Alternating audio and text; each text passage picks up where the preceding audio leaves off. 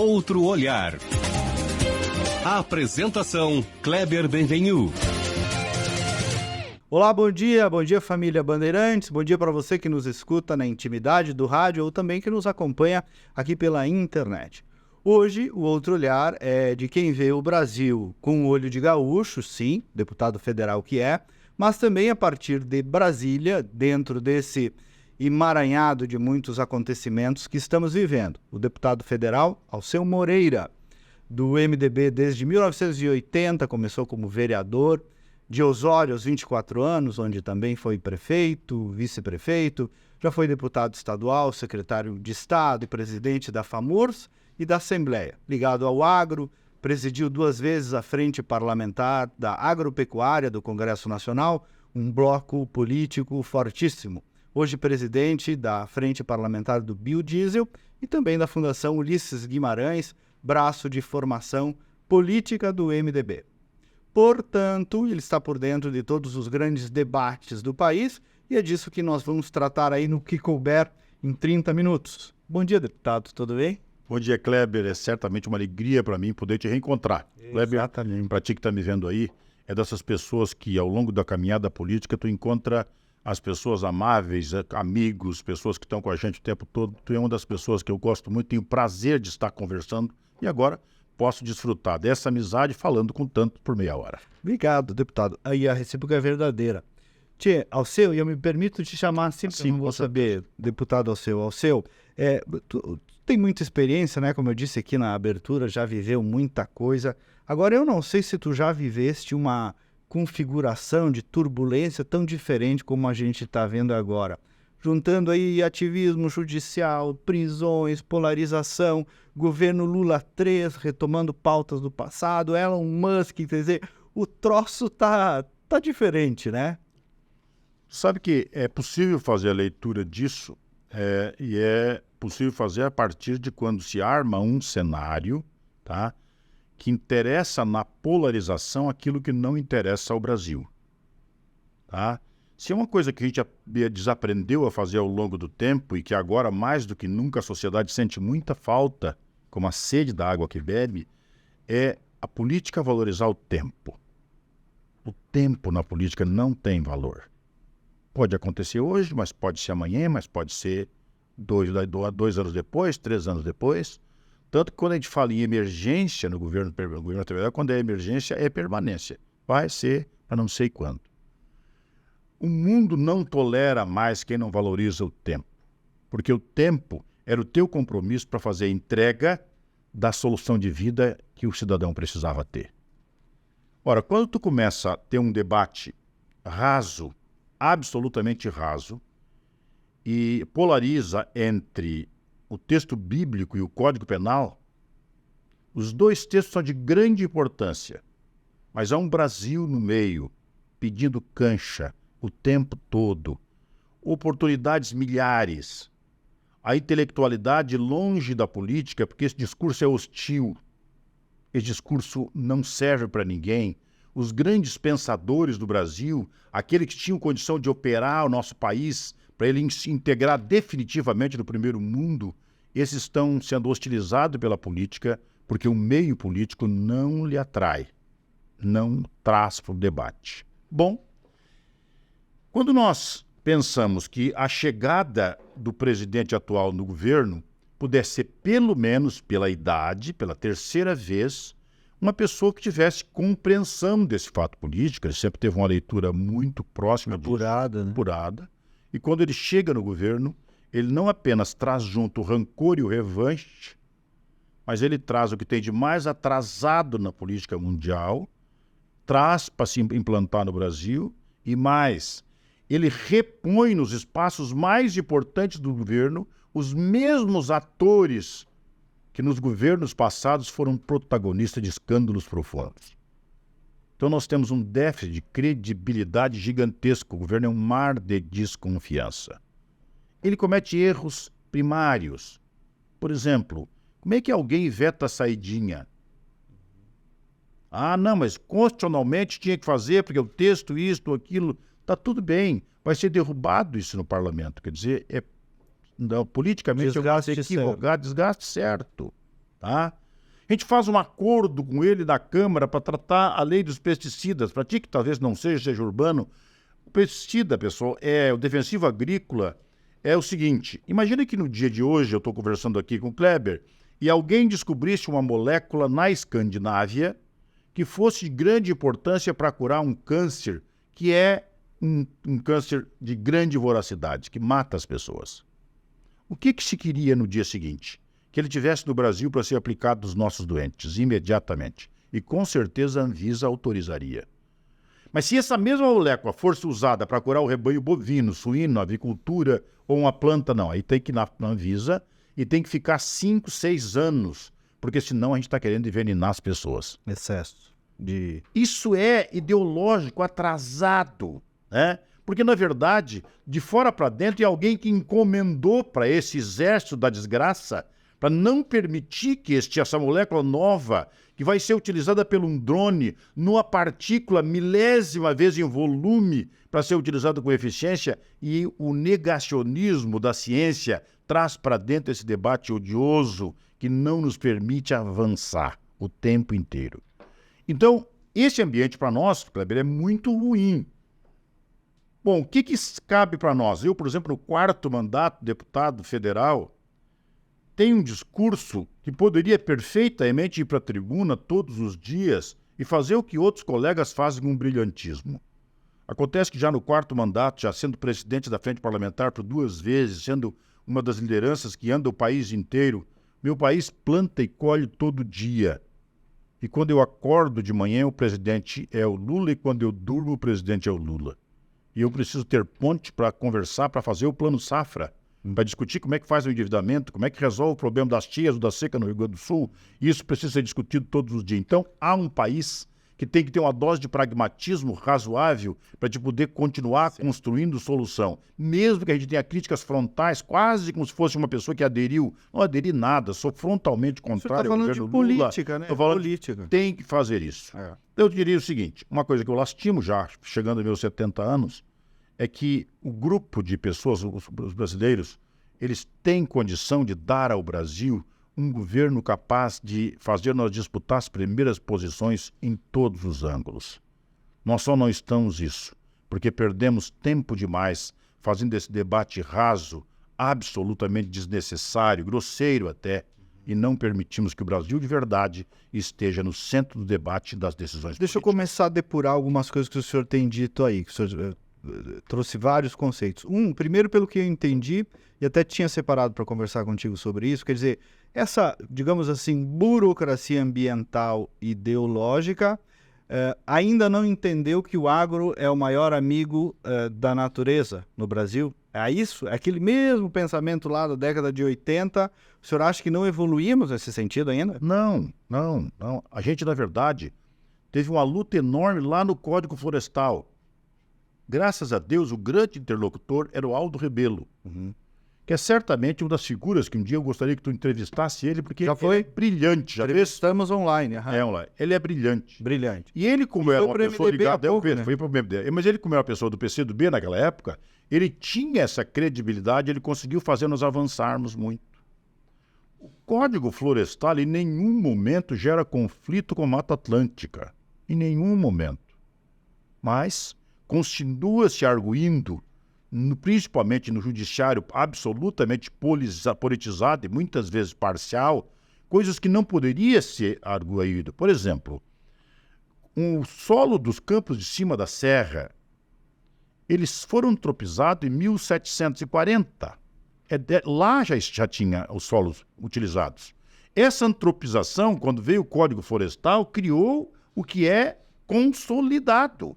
Agora nós temos que fazer uma legislação, eles estão todos contra. Tu acredita que tem gente que é um fiscal do IBAMA, ele anda 16 quilômetros de estrada de chão para chegar no cidadão que planta batata em 6 hectares, batata inglesa, numa área que só pode plantar batata inglesa porque a terra arável tem 6, 7 centímetros, o resto é laje de pedra.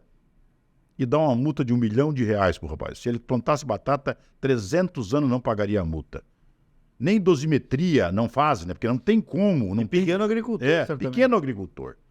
Aí baseado em quê? Não poderia aqui, por isso ou por aquilo, coisa parecida. Então, esse tipo de exigência parece uma encomenda ideológica de alguém que sonha que aquela área tinha que ser de propriedade dele, do Estado, e não poderia isso. Quer dizer, qualquer coisa que ele se move é para impedir a produção, porque não tem outro sentido. O que aquela lavoura de batata vai atrapalhar nos campos de cima da Serra de São Francisco de Paula, Cambará? Com certeza não.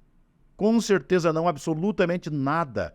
Então a gente fez agora uma legislação que foi, que eu sou o autor, mas que o relator é o Redecker. A gente trabalhou com os campos de cima da Serra, com os campos altos, os campos gerais, trabalhou com tudo. Estamos sofrendo um ataque frontal, como se nós estivéssemos querendo acabar com as nascentes, não pode isso, não pode aquilo, não pode aquele outro. Isso tudo, esse preconceito ideológico, ele serve, as pessoas precisam fazer essa leitura.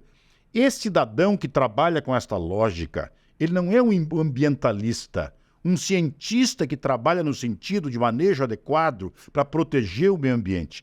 Ele é um ambientaloide e ele recebe dinheiro de ONG exatamente para ser um empecilho na nossa capacidade produtiva competitiva. Que eu ia te perguntar. No jogo comercial, eventualmente, interesses comerciais podem ser depreciativos para o Brasil para jogar o jogo lá de fora, porque um agro tão forte desse, às vezes, pode atrapalhar uma concorrência internacional. Aliás, é uma coisa que a gente precisa conjugar isso com clareza. Dizer o seguinte, as pessoas de fora do país, eles não têm raiva de nós. Mas tu imagina quando a França vendia frango para Londres. E no belo dia, a prateleira de Londres está lotada de frango brasileiro. E de alta qualidade. De alta qualidade. E aí, os franceses não vendem mais. Tu quer que o Macron fique louco de feliz com a gente? Não. Todos os tipos de defeitos que eles puderem botar nos frangos, eles vão colocar. Isso é luta de mercado. É um corpo multifacetado e que tu ataca do ponto de vista da comunicação, por raciocínio jornalístico, tu ataca do ponto de vista científico, com pesquisa fraudulenta, dizendo que isso é isso, ou por aquilo, ou tu ataca politicamente. Com regras comerciais. Com regras comerciais. Bom, e as marcas que eles têm para fazer isso? Todas essas são absolutamente vencíveis. Vencemos a todas. Por quê? Porque é irresistível deixar de comprar um produto brasileiro com alta qualidade, tá? Por um preço muito menor. Nós acabamos vencendo. Mas eles sabendo que só essa barreira comercial lá fora, nós venceríamos, porque quem distribui o produto brasileiro lá fora é um inglês, um francês, um alemão. Sim, o cara também quer ganhar de lá. Dele.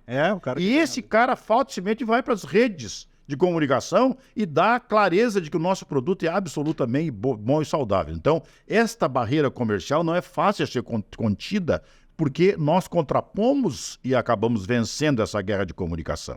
Então, o que tem que fazer? Tem que vir para dentro do Brasil, né? Jorge Soros e companhia, e financiar universidades e formar esse ambientaloide, esse esquerdopata, que na verdade é uma pessoa que vive a serviço do capital internacional como se ele fosse o maior defensor ambiental do país. Eu quero te ouvir sobre o biodiesel, né? Que tu presides aí à frente. Qual é a importância estratégica que tu vê nisso? Em que pé a gente está no Brasil com o tema do biodiesel? Vamos lá. Outra questão é o seguinte, os biocombustíveis, quer dizer, quando nós estamos falando do combustível... Biocombustíveis, quando nós estamos falando do combustível do futuro, nós estamos dizendo o seguinte, uma das questões mais combatidas do Brasil, também utilizada como arma para poder medir e de controlar a nossa capacidade exportadora, tá? Quem compra do Brasil normalmente é nosso cliente e concorrente ao mesmo tempo. O que ele quer? Ele quer comprar no volume que ele deseja, no preço que ele quer pagar e quando ele quer comprar. Ele quer ter o controle total sobre isso. Sobre o processo. Sobre o processo. Bom, uma das barreiras que eles impõem é a barreira ambiental. Eles não fizeram nada disso, mas eles cobram do Brasil como se o Brasil tivesse. Então eles dizem que não pode comprar carne brasileira porque a carne tem as queimadas da Amazônia. Quer dizer, não tem a mínima noção disso, mas quem está ouvindo do outro lado não sabe disso. E como tu disse, às vezes a gente ajuda daqui. Quando eu falo do combustível do futuro, eu estou dizendo o seguinte, o Brasil, diferente dos outros países, ele optou por ter uma matriz energética, inclusive dos combustíveis e as energias alternativas, que permite, por exemplo, que aquilo que aconteceu na década de 40, quando as grandes indústrias foram para as grandes cidades, porque lá tinha as estradas, as rodovias, as ferrovias e energia. Pois é, pois agora é possível produzir uma planta industrial no Brasil, em qualquer lugar, sem um só metro de fio. Nada. As energias que nós temos são complementares entre si e pode tocar uma máquina disso. Então, para onde é que vai as indústrias? Elas vão sair das grandes cidades, com todos os problemas de custo que ela tem lá, e ela vai para onde está a matéria-prima. Neste momento, o Brasil está criando solos nus que em 20 anos terão 180, 200 mil habitantes. Uma distribuição de renda fantástica, porque as pessoas se mudam para lá quando a empresa traz. Os biocombustíveis estão neste ramo. Ele acende uma luz verde para o mundo. E ele diz o seguinte: nós queremos usar os bios. Nós queremos ter rotas de produção, tá? Com biodiesel. Ora, o biodiesel, por exemplo, hoje com 14% de mistura, nós esmagamos em torno de 60 milhões de toneladas de soja. E nós produzimos 150, vamos produzir 146 milhões esse ano. Quase metade nós estamos esmagando. Ah, mas o biodiesel embucha o motor, não tem qualidade, coisa parecida. Também, no projeto de lei que eu fiz, a gente colocou lá, então, a necessidade de rastreabilidade. O Kleber tinha um caminhão, abasteceu o caminhão, andou 50 quilômetros, deu problema no motor. Deu? Ah, não, é o biodiesel. Tá bem, tira do óleo e vai para análise imediatamente. Não era. Era do manejo do tanque. Supera a narrativa. Supera a narrativa. Nós queremos rastreabilidade. Só que não queremos rastreabilidade só para o biodiesel. Para todos. Para todo o combustível. Aí, os nossos adversários do biodiesel, não, isso a gente não quer. Isso vai encarecer? Não, vai encarecer como? Tu tem um tanque cheio d'água, está vendendo combustível fóssil de péssima qualidade e aí vai encarecer? Não, a população tem direito a comprar um produto de ótima qualidade. Então, contrapomos tudo isso. Mas temos a bioquerosene, o SAF. Tem coisas que estão sendo plantadas, lavouras de cana, neste momento agora, é combustível para avião. Tá? E os produtos todos que nós vamos produzir, que são rotas, que nós vamos estar produzindo. Biometano, tá?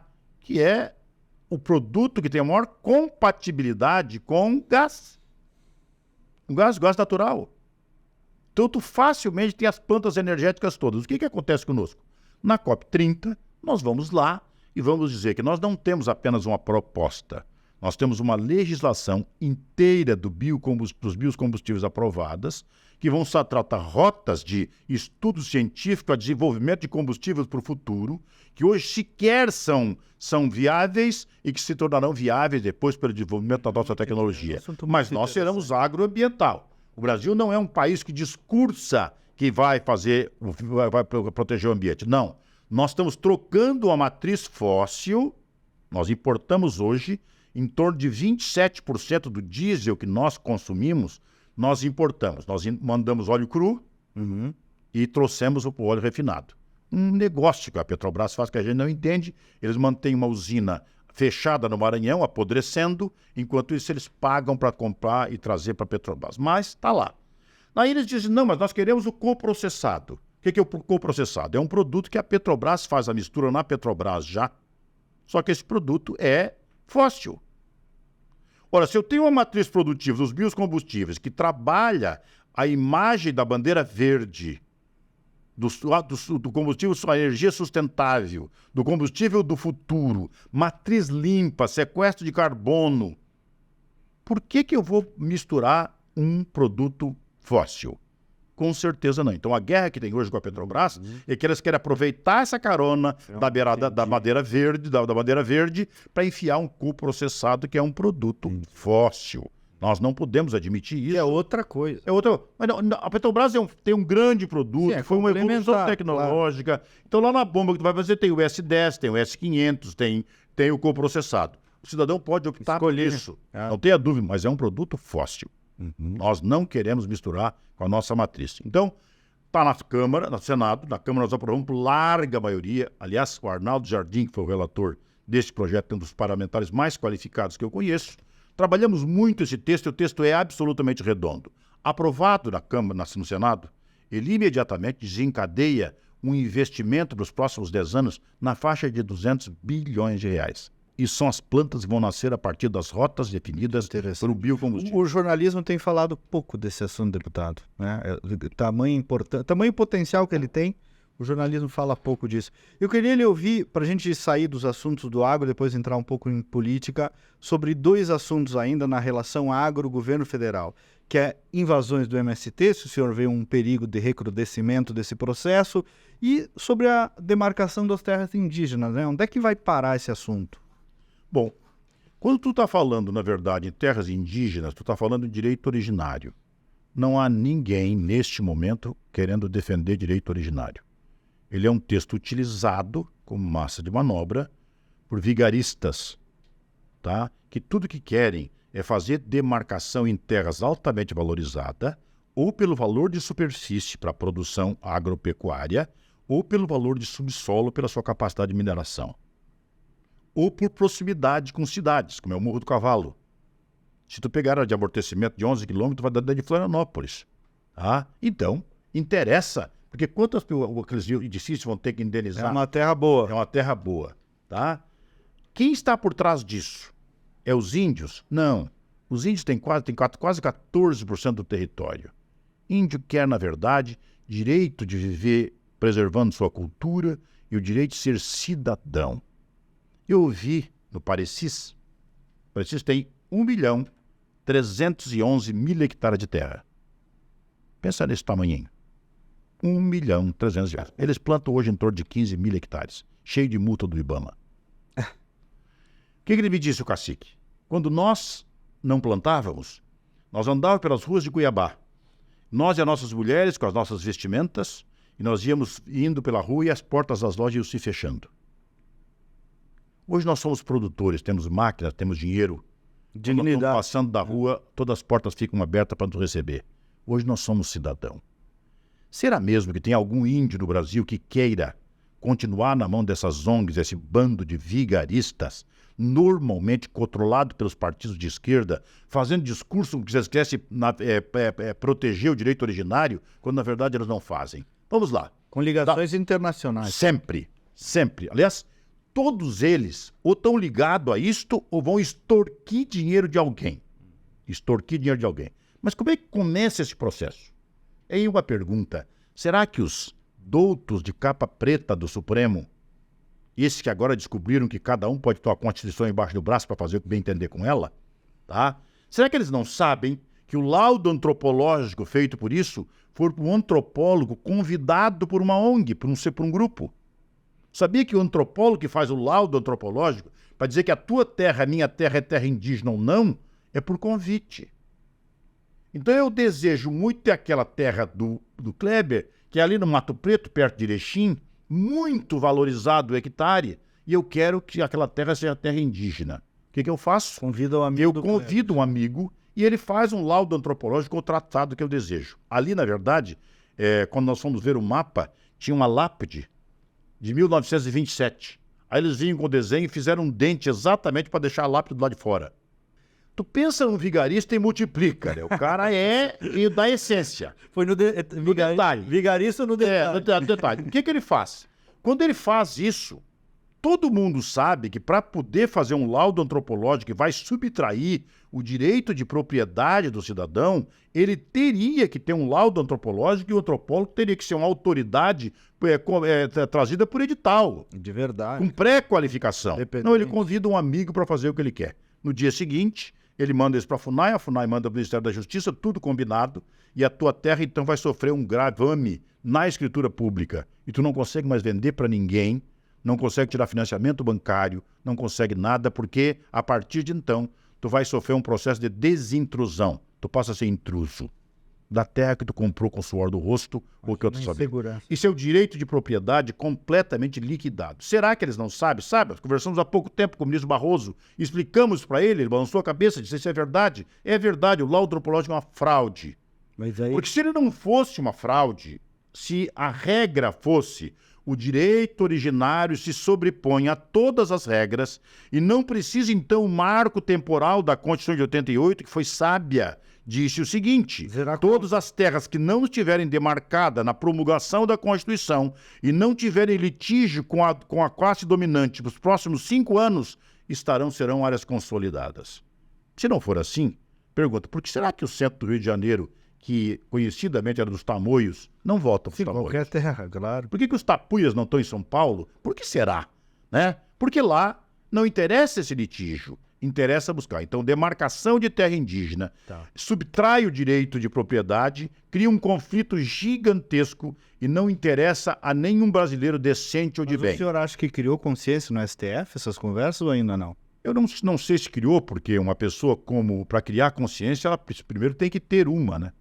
No caso do Fachin, no caso de pessoas como Fachin, ele não tem, ele é um esquerda, manifesto, e ele age o tempo todo. Agora, por exemplo, não tendo que fazer, sexta-feira, ele pegou outro processo e incluiu isso na pauta de novo para discutir, para tentar discutir se aquele projeto que foi aprovado na Câmara e no Senado pode ser declarado inconstitucional em partes. E o Procurador-Geral da República, que aliás é um cidadão que o escritório dele advoga para a Odebrecht antiga, né? O mesmo, esse camarada, né? Um cidadão douto que, aliás, trata o Brasil com absoluta independência, né? Como bom militante da esquerda, foi lá e pediu que transformasse uma lei que dá direito de propriedade como se fosse algo que pode ser modificado e transformado em constitucional. Eu acho que nós vamos ter que ir para a PEC. Eu sou relator da PEC 132 e a PEC tem que reconhecer o artigo 231 com riqueza de detalhes da sua regulamentação, descer, então, trazer para furar mais embaixo para mudar, para não permitir a modificação. Para isso,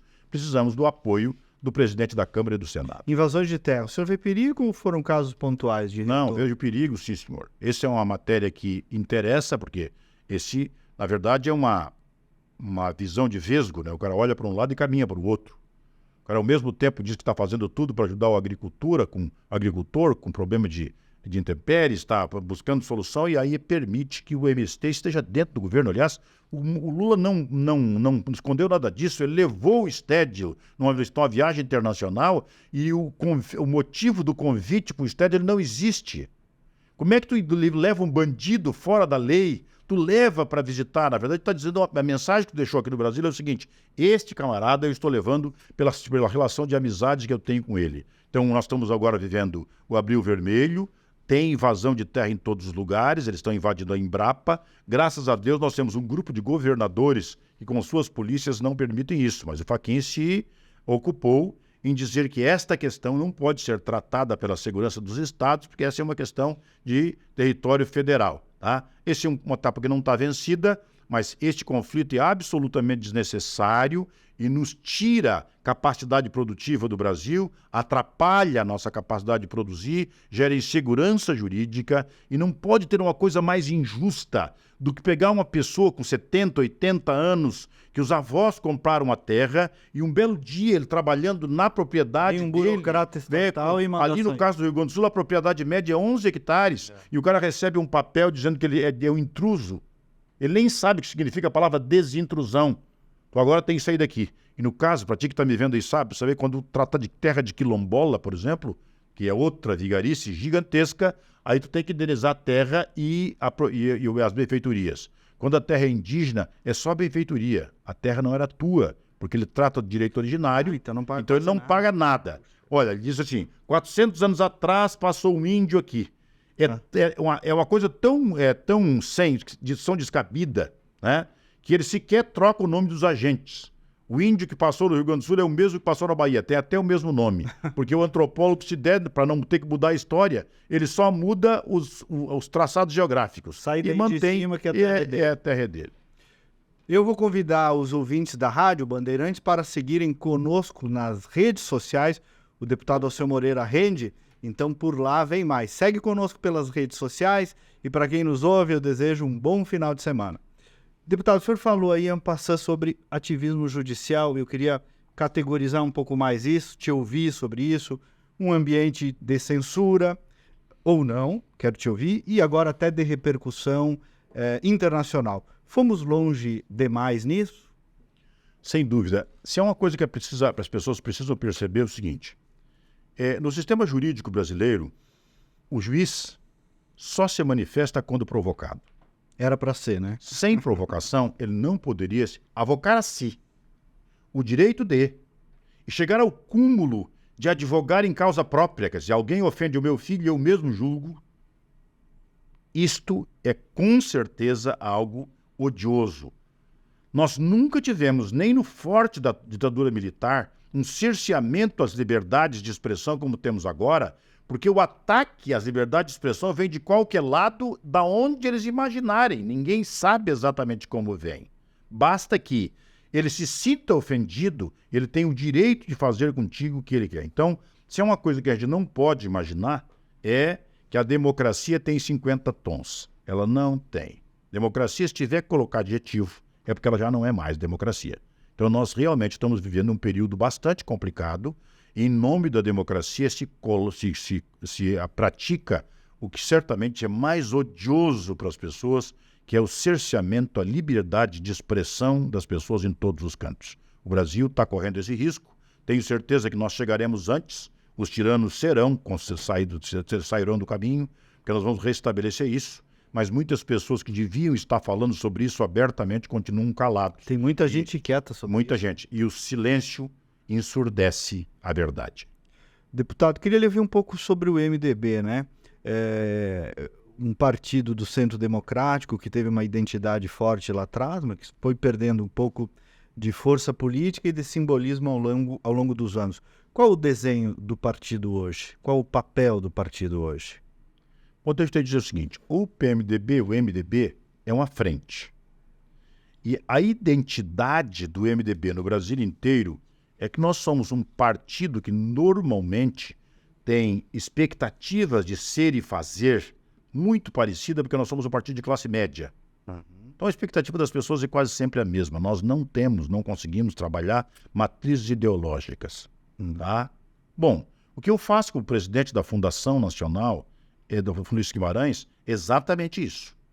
É das matrizes ideológicas. Quer dizer o seguinte, eu tenho que definir que educação é a educação que o MDB prega. Porque a educação é uma ferramenta de solução de vida para as pessoas. Como será a nossa que será transformadora? Tá? Como é que eu vou fazer com a mobilidade humana, não urbana, humana? Como é que eu vou fazer para a cidade fazer as pessoas transitarem menos e viver melhor? Um partido é um laboratório de formulação de política pública. E a política pública é uma ferramenta de solução de vida. Por que ele é um partido? Porque ele desenvolve políticas públicas como ferramentas que ele prega e pratica. O outro partido faz de outro jeito. Quando todos os partidos pregam a mesma coisa, a única coisa que ele não é partido. Porque ele não tem uma parte para ser defendida. Bom, o MDB é um partido de centro. E cada vez que se fala nisso, as pessoas dizem, mas centro? Centro é uma coisa meio inodoro, né? Mas, meu amigo, centro em política é ponto de chegada, não é ponto de partida. O MDB é um partido capaz de costurar consensos, convergências. Tu pega os casos mais conflituosos do Congresso, tu vai ver que tem um MDBista. Tu pode não gostar da figura dele por aí, mas ele é a pessoa. Por quê? Porque ele abre os braços e facilmente ele toca à esquerda e à direita. Ele constrói consenso, constrói convergência. O partido tem um papel gigantesco. O partido vai ganhar em capitais importantes do Brasil nessa eleição. E vai ganhar por quê? Porque seus agentes políticos conversam de maneira absolutamente pragmática, entregando resultado, sem levar em consideração essa diferença enorme que querem ter com a Bíblia e o Código Penal. Né? Tudo tem que morrer aí. Né? Então o partido pode ter isso. Agora, além disso, era muito importante que o nosso partido tivesse uma manifestação, por exemplo, com relação à democracia. Nós somos grandes responsáveis por isso. E falta do nosso partido uma declaração absolutamente clara do que é como democracia no nosso conceito e discordâncias com esses desvarios antidemocráticos cometidos por autoridades investidas do poder que ele não tem. Nós tínhamos que fazer isso. Bom, como nós temos um partido, um MDB no Nordeste, tem outro no Centro, outro no Sul, coisa parecida, a gente compreende que isto é complicado para fazer. Eu diria que o nosso partido está num processo de evolução bastante rápida com relação a isso. Nós estamos fazendo muito isso na Fundação Luiz Guimarães, mas o próprio presidente Baleia Rossi começa a manifestar-se, né? A última filiação nossa foi o Aldo Rebelo e todo mundo conhece a posição do Aldo Rebelo. Então, pelos agentes que vêm entrando no partido, nós vamos mostrando que a nossa posição é bem diferente daqueles que são apaixonados pelo Lula, pela esquerda, porque nós temos absoluta convicção de que essa política de esquerda não deu certo em nenhum lugar do mundo e não dará certo no Brasil, e certamente para não dar certo ela não precisa do nosso apoio. Deputado, eu vi o senhor criticando a polarização que de fato chegou numa margem de idolatria, de passionalismo excessiva. Ocorre que, de algum modo, eu queria provocar um pouco de autocrítica, que o senhor exercitou aqui em passando. Quer dizer, se os dois polos funcionaram eleitoralmente, não é só culpa deles, é porque sinal que no meio não conseguiu produzir nada que parasse de pé, ou um líder social relevante, né? Se exercita a autocrítica para tentar sair daí alguma alternativa mais clara? Diria que esse é um princípio de física, né? Uma ação gera uma reação em sentido contrário. E é automático. Então, quer dizer, tem uma ação profunda e danosa da esquerda, principalmente dos governos do PT, que culminaram com aquele conjunto enorme de escândalos, né? Pode ser dia do Lava Jato, que bem entendeu, mas nós sabemos que as pessoas foram condenadas, muitas vezes condenadas. Este movimento gerou um grau de indignação na sociedade bastante grande e criou, então, a possibilidade de fazer uma contraposição. A contraposição, embora absolutamente verdadeira, tá? Ela era superficial, porque ela era radical do outro lado, era muito mais do princípio de física do que de conteúdo. Tá? Bom, eu te diria que agora na eleição municipal, já esse conteúdo ele tem bem menos peso do que teve no passado. A população já começa a perceber que ele precisa, ele quer, na verdade, grau de pragmatismo. Ele quer governo que entrega resultado. Ele não está mais disposto a ouvir essa cantilena do discurso de esquerda ou de direita, que isso resolve tudo. Quer dizer, não é por aí. O rio enche pelas duas margens, pela esquerda e pela direita. Uma grande cheia causa um rebuliço enorme. Mas o normal do rio é andar serenamente e tranquilamente pelo leito. A sociedade tem leito para transitar. E não pode viver a vida inteira numa enchente política sem controle. Então é o seguinte, os atores políticos, como eu disse no início, eles têm que conseguir trazer o debate que interessa ao Brasil para o eixo político.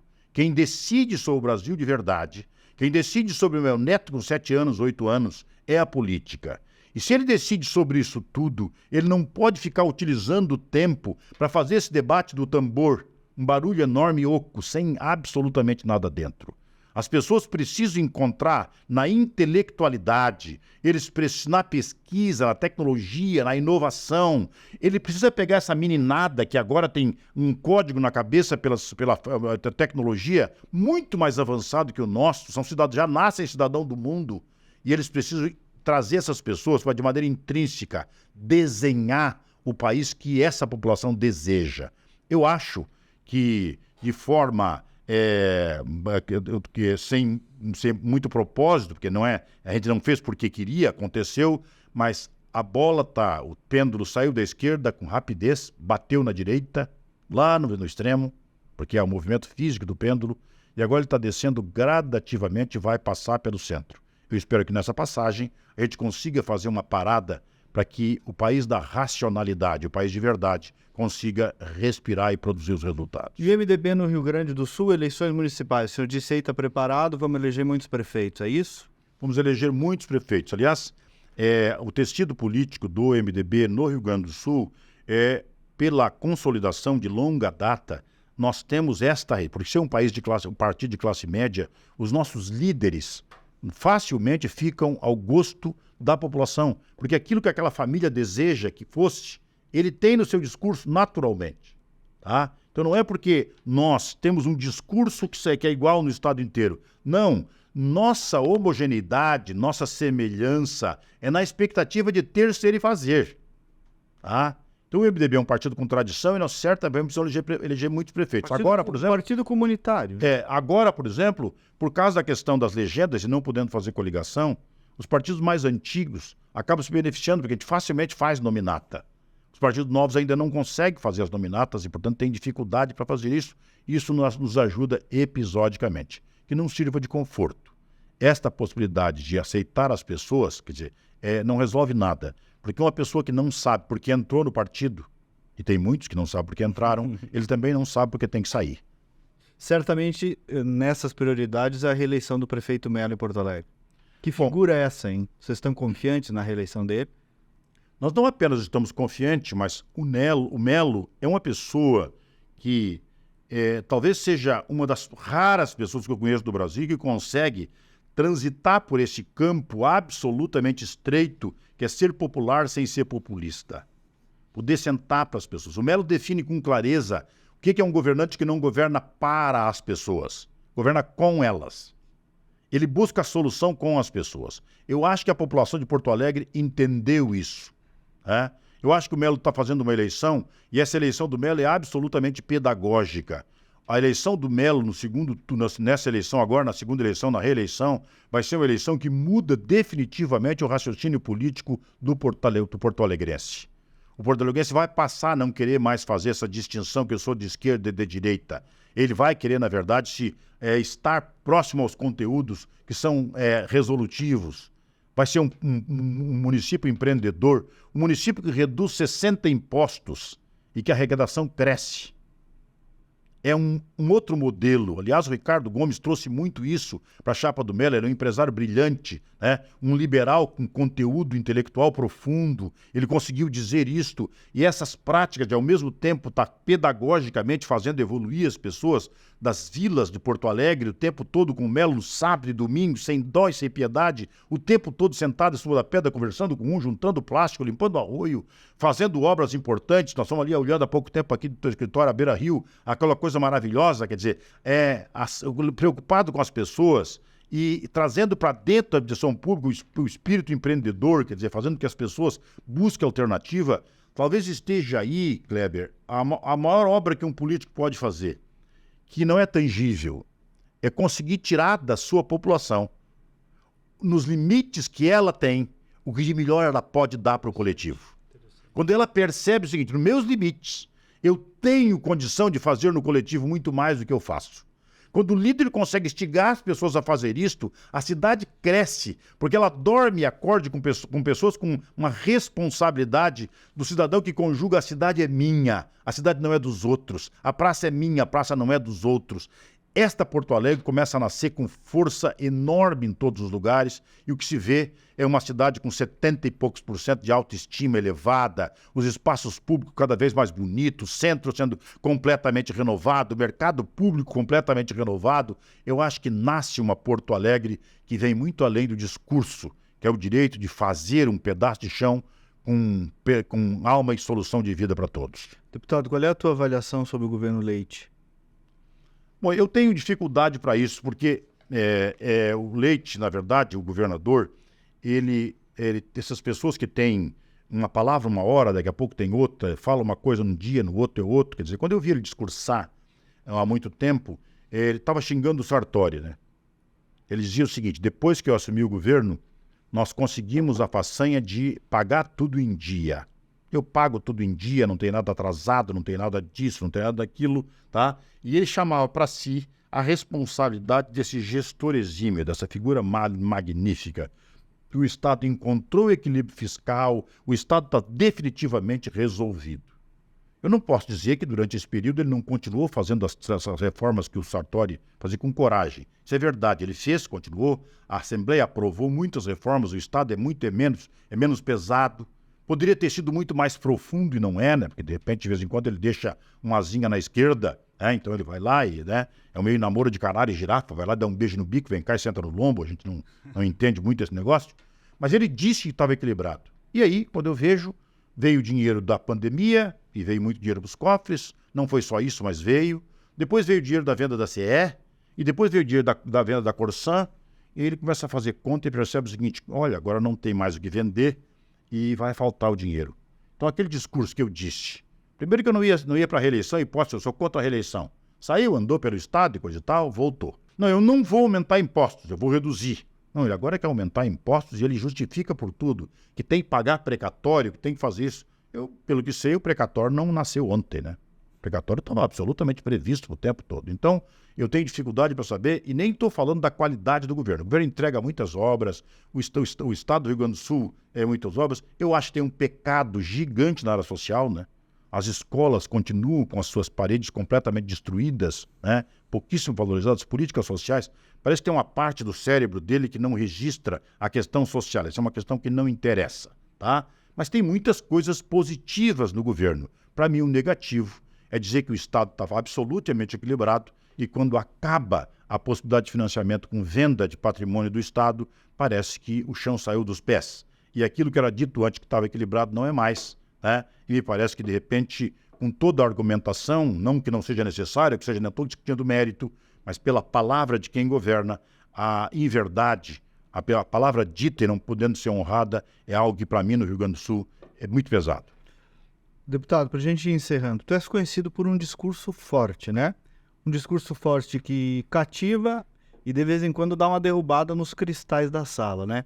Quanto isso é uma opção, quanto isso é teu, quanto isso te ajuda e te atrapalha? Certamente teus assessores devem seguir tentando te conter e acho que depois dos 50, 60 já não segura mais o homem, né? É que, na verdade, é o seguinte, a assessoria, na verdade, melhora muito o mandato da gente. Aliás, lá no Congresso, surgiu, depois da Frente Parlamentar da Agropecuária, surgiu várias frentes. E as frentes parlamentares têm um papel gigantesco que é de selecionar os temas que serão votados. Não fica aquela assessoria normal da Câmara, né? Porque tu sai na rua, te elege deputado, e anda no supermercado e o cara te pede uma lei, e tu anda na feira e o cara te pede uma lei, e tu vai na festa e o cara pede outra lei, e tu vai fazendo lei. Agora as frentes vão lá e filtram aquilo que realmente interessa e o Congresso passa a aprovar leis que realmente fazem a diferença, tá? Então é o seguinte, a frente melhora o meu mandato. A minha assessoria, todo dia, melhora muito. Todo dia tem alguém com freio dizendo, não faz isso, não faz aquilo, faz isso desse jeito ou coisa parecida. Só que é o seguinte, meu colega, eu vim da roça, tá? E a gente sai da roça, a roça não sai da gente, tá? Então os traços principais que da minha vida, eu não consigo perder. Por mais que eu me discipline com relação a isso, eu não consigo, tem coisas que eu não consigo. Então é um defeito, né? Eu devia já com quase 70 anos estar polido o suficiente para não cometer esses erros que muitas vezes parecem de maneira descortês, deselegante, deseducado, mas este sou eu, né, com todos os meus defeitos. Aliás, se eu não tivesse isso, certamente já teria atingido outros patamares da política e eu não fiz exatamente porque esses defeitos. Mas é meu conforto, é meu eu andando pelas ruas. Muito bem. E os teus planos, meu caro, para fechar para os próximos anos aí? Bom, o que está previsível é ser deputado federal, tá? Parece mentira, mas deputado federal já no 4º mandato. A cada mandato, tu descobre o quanto de coisa tu ainda pode fazer mais. Eu tenho um processo em Brasília, um mandato muito maduro, né? Tenho uma liderança com grande respeitabilidade pelos colegas. Tu viraste o nome nacional hoje já. Eu, por exemplo, sou o deputado do agro mais importante do Mato Grosso. Deixa eu ver. Tá? Porque o Mato Grosso se elegeu pessoas de Cuiabá, não tem um deputado, eles acabam indo do meu gabinete. Eu sou deputado da pesca, sou deputado da cana. Tá? Então eles me chamam, essa semana passada, por exemplo, 4 painéis distintos a gente passa lá. Então, isso me deu um aprendizado bastante grande, com muito estudo, muita responsabilidade, mas eu te diria que no 4º mandato eu estou conseguindo entregar para a sociedade muito mais do que eu fiz no 1º e no 2º. Então, provavelmente, o cenário que está disponível para a próxima eleição é ser deputado federal no 5º mandato. Ah, mas eu posso ser candidato a senador, pode ser candidato a governador, eu posso ser qualquer coisa, tá? Mas o que está disponível neste momento é a candidatura a deputado federal e é disso que eu estou tratando. Deputado, obrigado, sucesso aí nessa jornada e um bom 2024, que já estamos quase na metade, né, Tchê? Eu agradeço muito, Kleber. Tu sabe que um espaço como esse permite que normalmente a gente expressa o que no dia a dia não é possível expressar. Essa é a ideia. Essa é a ideia. Então, queria dizer o seguinte, o povo gaúcho, tá, pode ter certeza do seguinte, esse estado ainda vai ter alguém que vai pensar claramente o seguinte, nós temos em torno de 3 milhões de gaúchos, de 18 a 65 anos, fisicamente aptos ao trabalho, que são subremunerados ou não remunerados, por falta de capacitação profissional. As mãos não são capazes de fazer o que a cabeça não conhece. Não é possível que alguém durma tranquilamente fazendo política, sabendo que quando o dia amanhece, 3 milhões de gaúchos não compraram o que podiam comprar e não produziram o que podiam produzir.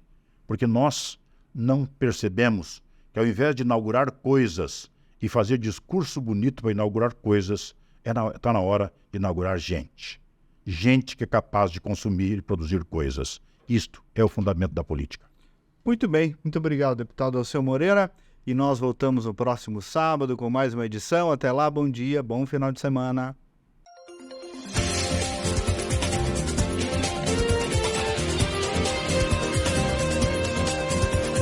Outro olhar.